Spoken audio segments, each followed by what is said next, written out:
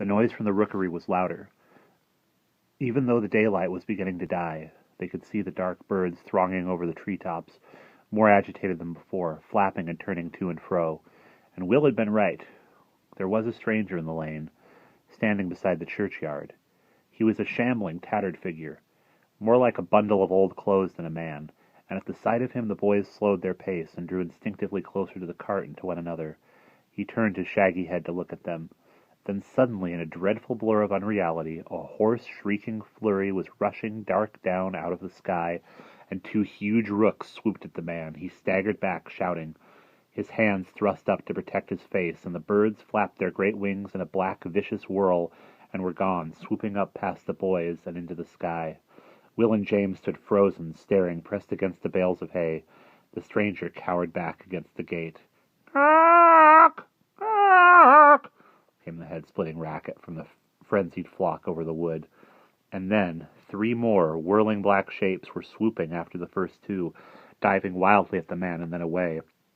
This time he screamed in terror and stumbled out into the road, his arms still wrapped in defense round his head, his face down, and he ran. The boys heard the frightened gasps for breath as he dashed headlong past them, and up the road past the gates of Dawson's farm and on toward the village. They saw bushy, greasy gray hair below a dirty old cap, a torn brown overcoat tied with string, and some other garment flapping beneath it. Old boots with one loose sole made him kick his leg oddly sideways, half-hopping as he ran, but they did not see his face. The high whirling above their heads was dwindling into loops of slow flight, and the rooks began to settle one by one into the trees. They were still talking loudly to one another, a long, cawing jumble, but the madness and the violence were not in it now. Dazed.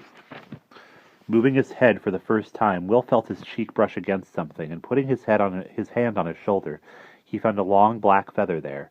He pushed it into his jacket pocket, moving it slowly like someone half awake. Together they pushed the loaded cart down the road to the house, and the cawing behind them died to an ominous murmur, like the swollen Thames in spring. James said at last, "Rooks don't do that sort of thing. They don't attack people, and they don't come down low when there's not much space. They just don't." "No," Will said. He was still moving, in a detached half-dream, not fully aware of anything except a curious vague groping in his mind. In the midst of all the din and flurry, he had suddenly had a strange feeling, stronger than any he had ever known. He had been aware that someone was trying to tell him something that something that had missed him because he could not understand the words. Not words exactly. It had been a kind of silent shout, and he had not been able to pick up the message because he had not known how. Like not having a radio on the right station, he said. "What?" said James. But he wasn't really listening. "What a thing," he said. "I suppose the tramp must have been trying to catch a rook, and they got wild. He'll be snooping around after the hens and the rabbits, I bet you. Funny he didn't have a gun. Better tell Mum to leave the dogs in the barn tonight." He chatted amiably on as they reached home and unloaded the hay. Gradually, Will realized in amazement that all the shock of the wild, savage attack was running out of James's mind like water, and that in a matter of minutes, even the very fact of its happening had gone. Something had nearly wiped the whole incident from James's memory, something that did not want it reported, something that knew this would stop Will from reporting it too. "Here, take Mum's mincemeat," James said.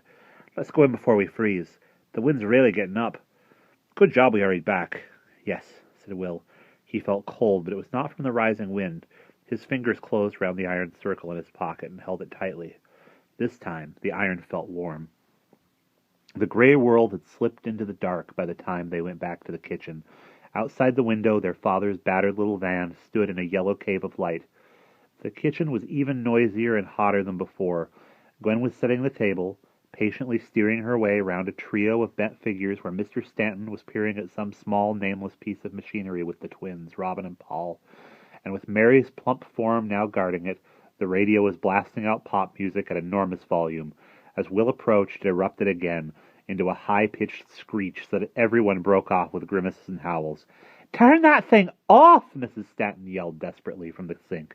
But though Mary, pouting, shut off the crackle and the buried music, The noise level changed very little. Somehow it never did when more than half the family was at home. Voices and laughter filled the long, stone-floored kitchen as they sat round the scrubbed wooden table. The two Welsh collies, Rack and Chi, lay dozing at the far end of the room beside the fire. Will kept away from them. He could not have borne it if their own dogs had snarled at him. He sat quietly at tea. It was called tea if Mrs. Stanton managed to produce it before 5 o'clock. Supper if it was later. But it was always the same hearty kind of meal, and kept his plate and his mouth full of sausage to avoid having to talk. Not that anyone was likely to miss your talk in the cheerful babble of the Stanton family, especially when you were its youngest member. Waving at him from the end of the table, his mother called, "What should we have for tea tomorrow, Will?" He said indistinctly, "Liver and bacon, please." James gave a loud groan. "Shut up," said Barbara, superior and 16. "It's his birthday, he can choose." "But liver," said James. "Serves you right," Robin said. "On your last birthday, if I remember right, we all had to eat that revolting cauliflower cheese." "I made it," said Gwen, "and it wasn't revolting." "No offence," said Robin mildly, "but I just can't bear cauliflower. Anyway, you take my point." "I do. I don't know whether James does." Robin, large and deep-voiced, was the more muscular of the twins, and not to be trifled with. James said hastily, Okay. "Double ones tomorrow, Will," said Mr. Stanton from the head of the table. "We should have some special kind of ceremony, a tribal rite." He smiled at his youngest son, his round, rather chubby face crinkling in affection. Mary sniffed. "On my 11th birthday, I was beaten and sent to bed." "Good heavens," said her mother. "Fancy you remembering that. And what a way to describe it. In point of fact, you got one hard wallop on the bottom, and well-deserved too, as far as I can recollect." "It was my birthday," Mary said, tossing her ponytail, "and I've never forgotten." "Give yourself time," said Robin cheerfully. 3 years isn't much." "And you were a very young 11, Mrs. Stanton said, chewing reflectively. "Huh," said Mary, "and I suppose Will isn't." For a moment everyone looked at Will. He blinked in alarm at the ring of contemplating faces and scowled down into his plate, so that nothing of him was visible except a thick slanting curtain of brown hair. It was most disturbing to be looked at by so many people all at once, or at any rate by more people than one could look at in return. He felt almost as if he were being attacked, and he was suddenly convinced that it could in some way be dangerous to have so many people thinking about him all at the same time, as if someone unfriendly might hear. "Will," said Gwen at length, is rather an old 11." "Ageless almost," Robin said. They both sounded solemn and detached, as if they were discussing some far-off stranger. "Let up now," said Paul unexpectedly. He was the quiet twin and the family genius, perhaps a real one. He played the flute and thought about little else. "Anyone coming to tea tomorrow, Will?" "No. Angus MacDonald's gone to Scotland for Christmas, and Mike's staying with his granny in Southall. I don't mind." There was a sudden commotion at the back door, and a blast of cold air, much stamping and noises of loud shivering. Mac stuck his head into the room. From the passage, his long hair was wet and white-starred. "Sorry I'm late, Mum. I had to walk from the common. Wow, you should see it out there, like a blizzard." He looked at the blank row of faces and grinned. "Don't you know it's snowing?" Forgetting everything for a moment, Will gave a joyful yell and scrambled with James for the door.